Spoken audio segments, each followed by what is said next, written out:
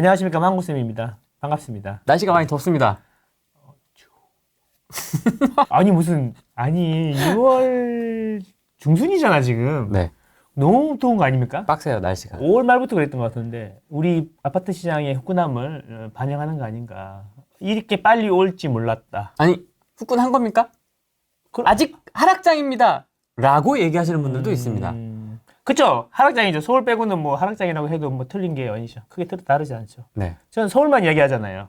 서울도 하락의 연장이다. 2차 하락이 시작될 것이다. 데드캣 바운스의 시작이 아직 끝나지 않았다. 뭐 이렇게 보시면 그 이야기는 한 1년 전부터 들은 것 같은데 네. 그 시기가 계속 미뤄지는 이유가 뭔지 이제는 좀 측은하다. 특례 보금자리로. 그게 특례 보금자리론 때문에 정부가 억지로 가져가는 거다. 뽐뿌지. 그렇지. 네. 그 집이 왜 오르고 내리는지에 대한 이 근본적인 이야기보다는 이게 약간 선동. 정부가 태형건설을 살렸다. 왜 죽어가는 걸 죽게 놔둬야지 왜 살렸냐부터 해가지고 뭐 그렇지. 시장의 원리에 따라서 싹 정리할 건 정리하고 해야 된다. 시한폭탄이 연장되었다. 그런 데는 시장의 원리가 돌아가야 되고 이제 아파트는 시장의 원리가 돌아가면 안 되고 월세는 올리면 안 되고 5% 이전에 5%는 올려야 되고 그런 거지. 그렇죠. 무한갱신해야 되고 그 무한갱신해야 되고 내 집인지 남의 집인지 모르겠고 뭐 그런 식으로 해야 되는 거죠. 네. 그렇군요. 그러니까 그런 식으로 지금 분위기가 좀 더 하락을 강하게 주장하시는 분들은 목소리가 조금 더 커지셨고 이제 상승을 좀 주장하셨던 분들의 목소리도 조금 더 커졌고 이제 약간 강대강 이런 느낌입니다 지금. 그럼 뭐 그런 얘기 잠깐 해볼까요? 상승도 종류가 이제 두 가지가 있는 것 같아요. 대놓고 상승 항상 언제나 상승이 있잖아요. always, 올타임 상승이 있고 네. 예전에 이제 올타임 상승이던 사람들도 많잖아요. 대부분 그러잖아요. 그분들 중에 이제 아직 하락 상승은 아니다. 아직 타이밍이 아니다.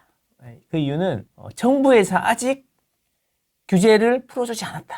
정부는 경기가 되게 어려우면 규제를 푼다. 양도세 뭐 혜택이라든지 미분양 사면 혜택이라든지 네네. 뭐 그런 걸 해준다. 근데 지금 그게 안 나온 걸로 봐서 아직 하락이 아니다. 투자는 그럴 때 해야 된다. 그러니까 그때까지 기다려라. 이런 분들이 상당히 많은 것 같아요. 유튜브 듣는 것 같다. 그치? 맞아요. 몇 명 있어, 몇 분이 계신데. 맞아요. 근데 이제 저는 이렇게 생각하는 거죠. 저는 지금 분위기면 규제를 풀면 정권이 망할 것 같다. 정권이 망할 것 같다. 그 콘크리트 지지층이 있던 지난 정권이 그 0. 몇 프로 차이로 진 이유가 뭐냐? 부동산 때문 아니냐? 부동산 때문. 그렇죠. 부동산 때문 아니냐? 그러면 이 정권은 어떻게 될까? 만약에 이 정권에서 3년 남았죠? 네. 3년 뒤에 부동산이 폭등을 했어요. 그럼 어떻게 될까? 그러면 이제 안 그래도 지금 10명 중에 3명만 좋아한다는데 네. 되겠습니까? 안 되죠. 그죠? 다 알고 있단 말이지. 근데 이제 그런 거잖아. 너무 안 좋고 매수 심리도 없고 이래가지고 풀어줘도 안 되던 때가 있었죠. 그 2012년, 13년 이럴 네. 때 있죠. 네. 그때는 심리가 너무 주고 있었고 그 올랐던 기억이 너무 먼 기억이었어. 2006년 그때 한번 불처럼 오르는 걸 보고 경제 위기, 세계가 망한다 이런 느낌이 있었는데 지금은 이제 잠깐 코로나 때 폭등해가지고 이 기억이 아직도 1년, 2년 전의 기억이 아직도 남아있는 거지. 아련한. 남아있는 거지. 그래서 이제 그 소뚜껑 보고 놀란 것은 자라보고 놀란다. 자라보고 놀란 것은 소뚜껑 보고 놀란다고. 네.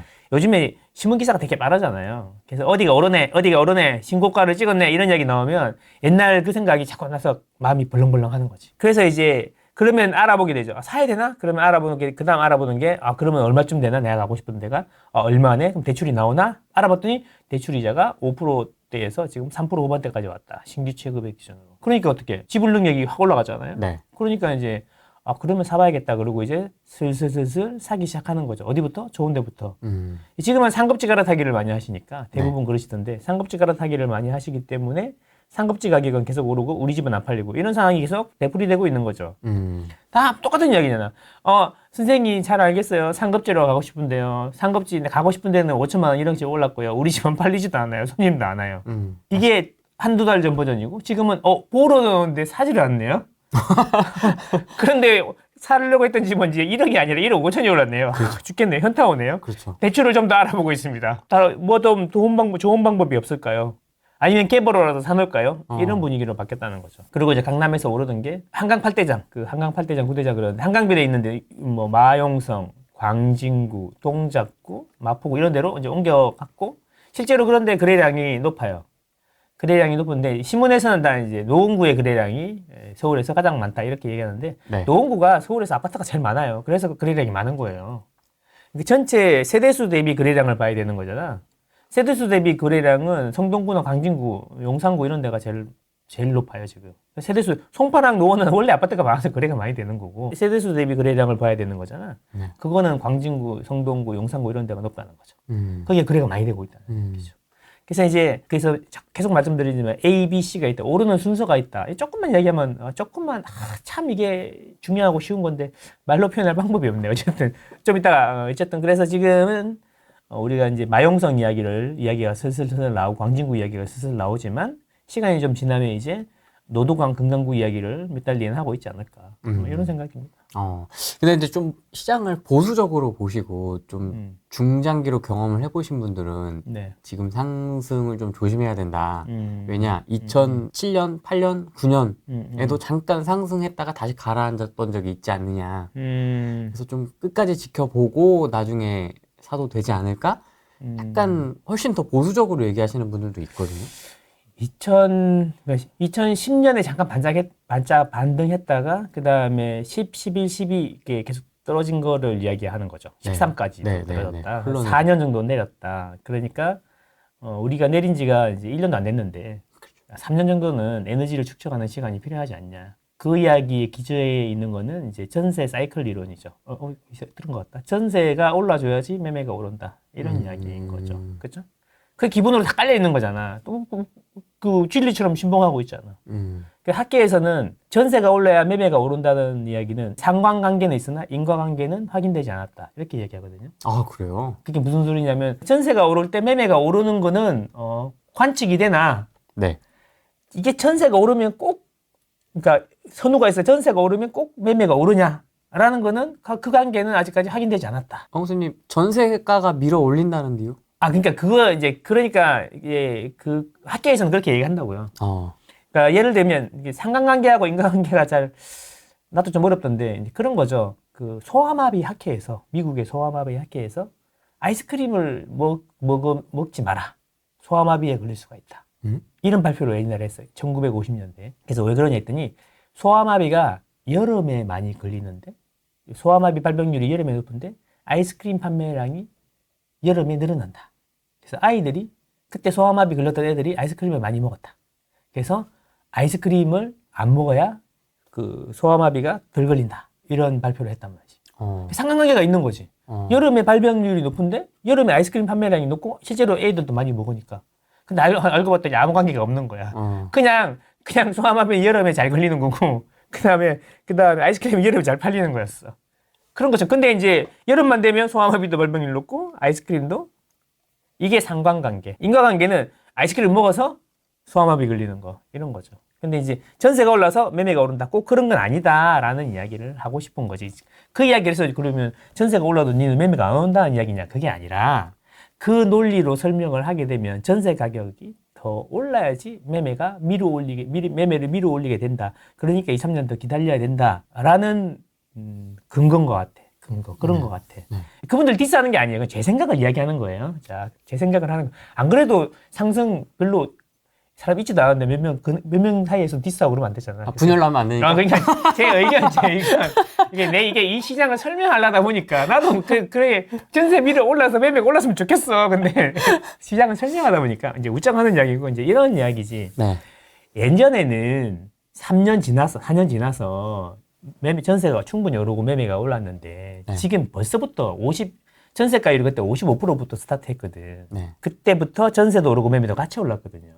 근데 물론 전세가 더 빨리 올랐죠. 지금도 마찬가지로 전세도 오르고 매매도 오르고 있다는 거지. 수도권 쪽이. 그렇죠? 근데 전세가율이 지금 51%라는 거죠. 51. 그러니까 이제 한 3년 정도 에너지를 축적해야 되는데 네. 축적이 안 됐음에도 오르는 이유가 뭐냐, 이걸 어떻게 설명할 거냐라고 하면 지금은 설명할 수가 없잖아.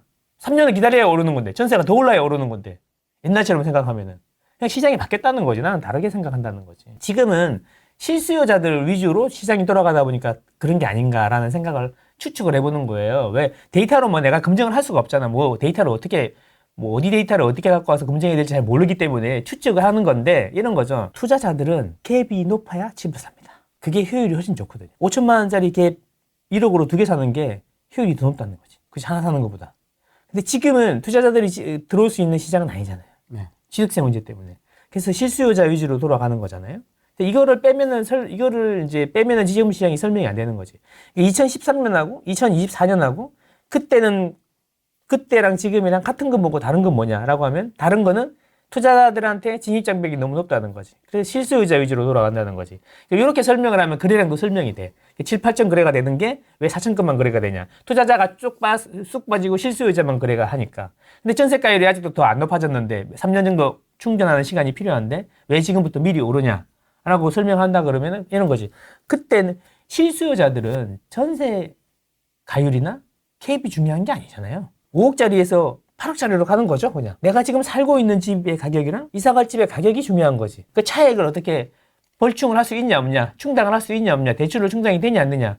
이런 거지. 이게 약간 시장에 매매를 하는 그게 다르다는 거죠. 아니, 55% 전세가율이 55%라서 그러면 비용이 너무 증가했기 때문에 집을 산다? 이건 아니지. 왜 10억짜리가 5억 5천 한다는 얘기인데 만약에 실거주 입장에서 보면은 10억짜리 집을 살라 그러면 풀로 대출을 받는다 그러면 그 내는 비용이 전세 대출 받아서 하는 비용의 2배나 되는데 누가 그거를 비용 때문에 집을 사요.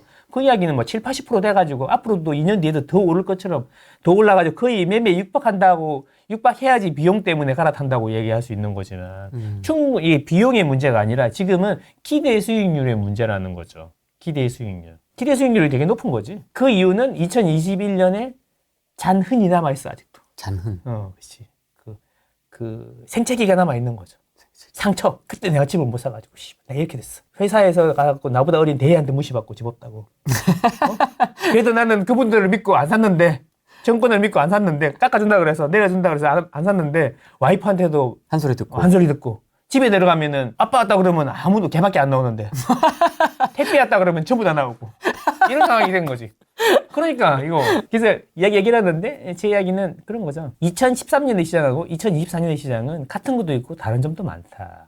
가장 중요한 거는 실수요자 위주로 돌아가기 때문에 좀 더 낮은 전세가율에서도 자꾸 그 전세가율에서도 이제 기대 수익률이 크기 때문에 사는 것 같고. 근데 왜 지금부터 한 4, 5, 6 지금 계속 좋아지고 있거든요. 분위기가 서울 기준으로. 네네. 그럼 왜 지금부터 집을 사야겠다라는 결심을 한 걸까요? 실수요자 입장에서는? 일단은 특례보금자리로는 1, 2%잖아요. 네. 이제 그 특례보금자리론으로 집을 사잖아요. 네. 그러면 이제 그 이야기잖아. 특례보금자리론 때문에 집이 많이 올랐습니다. 그래서 어느 이제 하락론자가 나와가지고 특례보금자리론 때문에 그런 거지. 지금 정부가 합쳐져서 그런 거다라고 이야기하니까 진행자가 이런 질문을 했어요. 그러면 강남에 20억짜리 집은 왜 오르는 거죠? 그랬더니 행서수술을 하더라고요. 행서수술 하는 것처럼 보이더라고요. 그렇죠? 이런 거잖아요.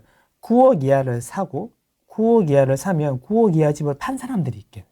그렇죠. 그럼 그 사람들은 9억을 받아서 뭘 했을까? 12억짜리 가지고. 그렇지. 12억, 13억짜리를 샀겠지. 그동안 꿈이 그리던 동네로 갔겠지. 네. 아이들을 위해서. 그렇죠?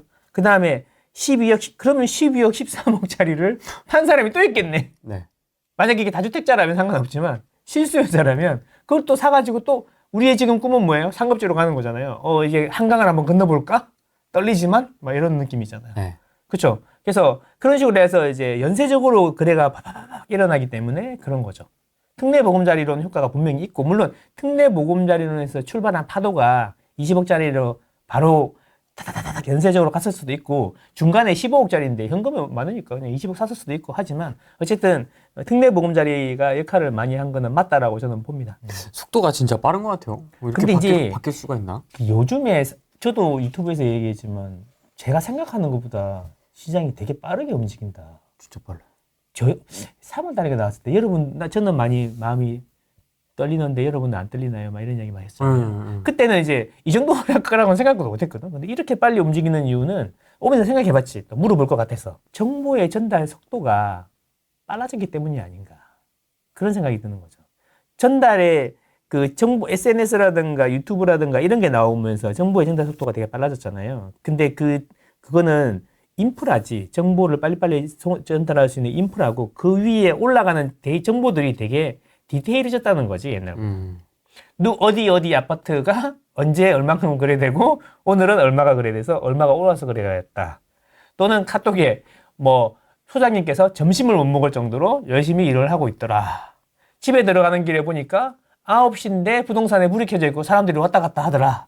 이런 확인되지 않은 찌라시들이 엄청 올라오고 그런 걸 전문으로 푼다라는 사람도 있잖아요. 엄청 빨리. 뭐 어디가 몇 억에 거래됐다더라. 카드라 합니다 하고 확인은 안 돼. 그런 이야기들이 너무 빨리 하니까 이제 근데 이제 막상 이제 시장 참여자 입장에서 실수요자 입장에서 우리 집 8억짜리를 팔고 12억짜리로 가려고 그랬는데 그럼 그 동네 소식을 되게 집중하게 되잖아요. 근데 그 동네에서 내가 마포로 가려고 그랬는데 마포의 25평이 15억에 거래가 된다 카더라 나오면 어머 이렇게 되잖아. 근데 그게 이제 그 사람이 놀랬으니까 놀란 만큼 빨리빨리 또 전파를 시키겠죠.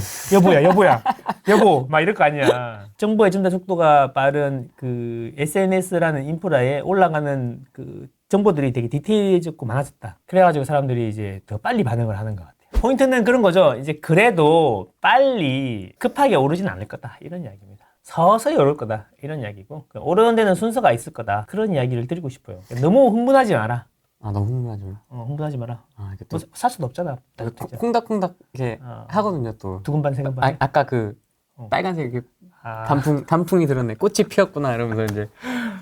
그렇죠. 정마담 밑에서 한 장 이제 나올 때가 됐는데. 정말. 패를 돌리자 막 이러면서 이제. 결국에는 집이 저는 그렇게 생각하거든요. 돈 때문에 오르는 거다. 집이 오르는 게 아니라 돈이 많아지는 거다. 그렇게 생각하거든요. 하나만 보면은 이제 금리인 것 같고 이게 점점 금리하고 수급인데 이제 점점 이제 금리 쪽으로 무게가 많이 실리는 게 이 완충작용을 하던 게 전세라는 게 있죠. 월세하고 매매 사이에서 완충작용하는 게 있죠. 이게 무슨 소리냐? 내가 대출 이자를 200을 내고 있는데, 월세를 200을 내고 있는데, 풀 대출 받아서 집을 사면 300이야. 그럼 비용의 입장에서 볼 때는 월세로 사는 게 낫죠. 근데 이게 계속 월세가 오를 것 같고, 그 다음에 집도 계속 오를 것 같아. 엄마도 집을 사래, 자꾸. 그 방송이나 어디 가도 자꾸 집을 사는 게 좋겠대. 네. 그러면 고민을 하겠죠. 월세로 살까? 집을 살까?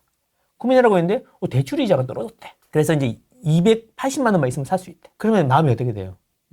그래서 금리의 흐름에 따라서 월세로 갔다가 전세로 갔다가 두 중에서 왔다 갔다 하면서 변동성이 커지는 건데 그 사이에 전세라는 완충이 딱 있는 거지. 네, 전세 살고 있는 거지. 전세라는 완충이 있어갖고 이 시장의 변동성을 줄여주는 역할을 했다라고 저는 보거든요. 네. 근데 이제 그 전세도 이제 대출을 받아서 하니까 전세도 다 대출이잖아요, 이제. 그러니까 이게 변동성이 더 커진 거야. 시장이 그래서 이 변동성이 더 커졌어. 그래서 이제 그렇다고 해서 단기적으로 뭐 주식 하든 뭐 사팔 이런 거를 할 수가 없잖아. 그 거래의 특성상 일단 사면 2년 정도는 갖고 있어야 되고 이런 특성상. 네. 그죠? 그래서 이제 그 주식이나 코인처럼 확 그래프가 이렇게 되지 않고 이게 서서히 이렇게 되겠죠. 금리 속도에 따라서 비례해서 서서히 올라갈 거니까 너무 흥분하지 말고 말면 되는데 이제 이런 걸 생각해 봐야죠. 오르는 순서가 있더라. 이게 그 물을 부으면 물이 쫙 퍼지잖아요. 이게 케이크를 놓고 케이크에다가 물을 부으면 물이 이렇게 쫙 이렇게 퍼지잖아요. 네. 근데 물이 아니고 이건 주식이나 코인이고 그 슈크림인 거야. 슈크림 이렇게 찐득한 걸 쑥 보면 이렇게 쌓였다가 이렇게 쓱 퍼지잖아. 천천히. 슈크림. 그래서 부동산 시장은 큰 돌과 같고 슈크림과 같다. 한국마음은 내가 옛날에 했는데 딴 사람들이 자꾸 수상 슈크림 같이 이렇게 쭉 퍼지는 거야. 이 슈크림. 슈크림은 많이 보면 어떻게 돼? 빨리. 더 빨리 더 높이 올라가겠죠. 그죠? 이렇게 되겠죠. 그게 이제 그런 느낌으로 보시는 게 좋다. 이게 거래 비용이 크기 때문에. 매매 주기도 길고. 그러면 사지 말라는 거야? 기다려라는 이야기야. 이제 또 이렇게 보면 또 지금 사면 어차피 비과세를 해서 다시 갈아타기를 한다거나 해도 2년 뒤에 아닙니까? 지금 2026년 아닙니까? 네. 그럼 2024년도 물량이었고 2025년도 물량이었고 2026년도 물량이 없는 건 확정적이니까 특히 서울은 확정적이니까 그러면 2년 뒤에는 가격이 어떻게 돼 있겠냐. 그래서 전세 한 번 더 살아서 2년 뒤에 연세 만기 될 때 집을 산다 그러면 이게 가랑비에 어쩌는지 모른다고 서서히 오르던 게 진짜 2년 뒤에는 5천만 원 1억씩 올라 있을 수도 있는데 네 월급을 얼마나 열심히 모아봐라 5천만 원 1억 하기가 쉽냐 이런 거죠. 그래서 제가 보기에는 월급만 모으는 것보단 은행에 넣어놓는 것보다는 수익률이 2년 뒤를 생각하면 더 좋을 거다. 이제 그거는 수도권부터 해가지고 저번에도 얘기했지만 예전에도 얘기했지만 수도권부터 올라가지고 이렇게 쭉 퍼질 거다 지방으로 이런 말씀을 드린 거죠.